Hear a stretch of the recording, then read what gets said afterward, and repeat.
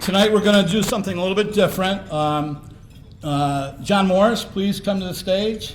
Our leadoff batter tonight is John Morris.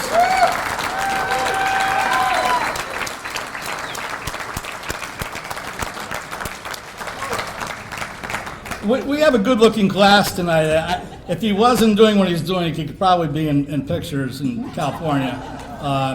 But after John gets done, we're going to play a lovely, powerful video that Brian DiRenzo has put together for us from several important people. So we'll be able to eat, while the video's on. It's going to take a little bit longer. But, John, you're the leadoff batter. All right.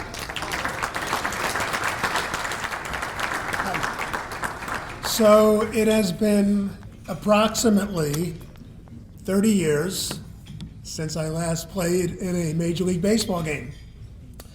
And to this day, the most frequently asked question I get from people is, hey, John, who's the toughest pitcher you ever faced?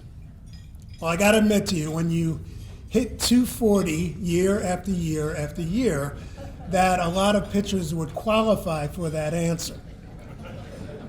But the simple answer to the question is Nolan Ryan. For those of you that don't know much about Nolan Ryan, allow me to fill in the blanks. During his brilliant 27-year Major League career, he struck out 5,714 batters. He won 324 games. He threw 7 no-hitters.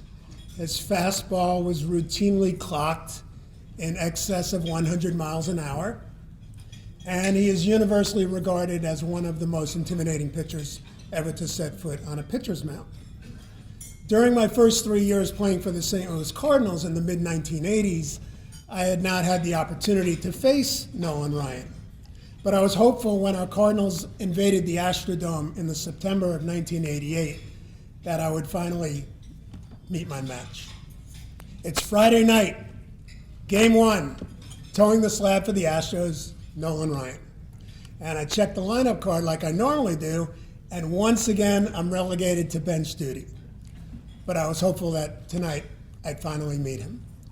So in the top of the first, our first 3 Cardinal hitters swung right through 9 chest-high fastballs. And as I settled into my seat at the far end of the bench, the Astros track meet started. And before the first out was even recorded, they had scored 9 runs. And as I was sitting at the end of the bench picking lint out of my navel, I glanced up from my perch and saw my manager, Whitey Herzog, standing above me. And he had specific instructions. Hey, kid, we're getting our butts kicked. I want you to lead off the top of the second, stay in the game, and go to right field. So I jumped up off the bench, hit my head on the equipment shelf, knowing that my date with destiny was upon me. So I ran to the bat rack, grabbed my helmet, grabbed my bat, put my batting gloves on, hopped into the on-deck circle, and I'm responsible for initiating this 11-run comeback. Step into the batter's box.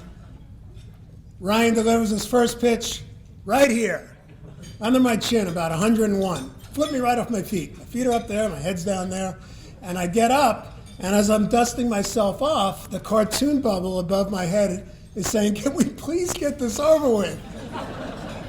So I step back into the batter's box. Strike 1, strike 2, strike 3. Good morning, good afternoon, and good night.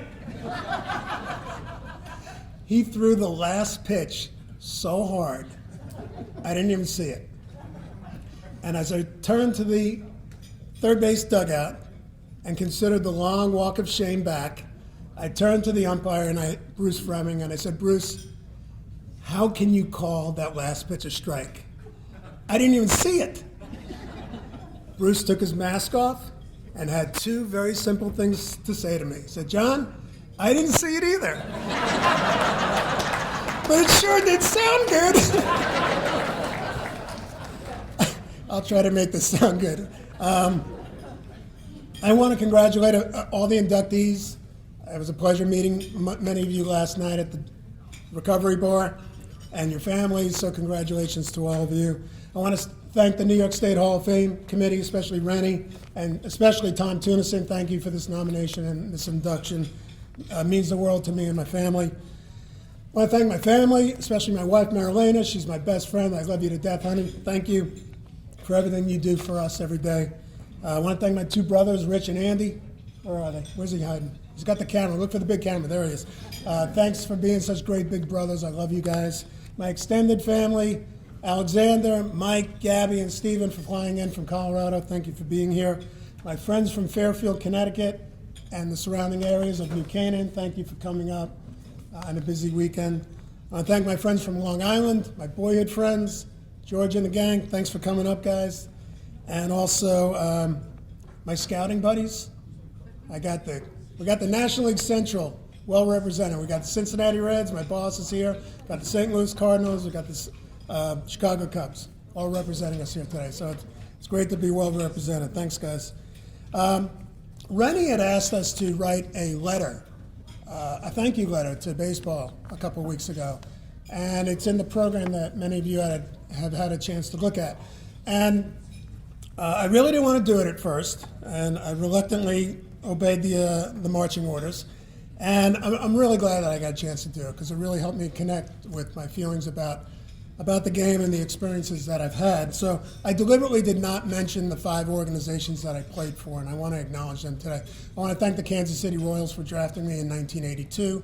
I was the 10th player picked in the first round. I used my negotiating skills to my advantage. I held out for 6 weeks, and I signed for a cool $100,000. That pick today is worth about $5 million, so I'm over it. I'm fine. I want to thank the St. Louis Cardinals for trading for me. I got a chance to play 5 years in the big leagues, got a chance to make the last out of Game 6 in the 1987 World Series. My motto, thanks to Whitey Herzog, he said, kid, you do more with 1 at bat than you do with 4. So I guess that was an ultimate left-handed compliment. So I was a bench player, and I found my niche, and it kept me in the big leagues for 7 years. I want to thank the Philadelphia Phillies for helping me when things started getting ugly, dealing with a lot of injuries. Very grateful to them and the 6 years that I had in player development with the Phillies. I want to thank the California Angels for getting me to the finish line as a player and for giving me my start in player development. 4 beautiful years with the Angels. And most importantly, I want to thank the Cincinnati Reds for the last 15 years in my professional career. My boss here today, Rob Coughlin, and John Saprini are here with the Reds. And the last 15 years, absent playing healthy, have been the most enjoyable years of my 40-year professional experience. So I'm very grateful for everything I've had to experience with New York baseball. In wrapping this up, all I can tell you is I have well over 50 years of beautiful baseball experiences as a player, coach, manager, scout, and executive, and my heart and my soul are filled with joy. I stand before you here today, humbled and appreciative of this honor. I look forward to many more beautiful baseball memories. I thank you all for being part of my beautiful journey. Enjoy your night.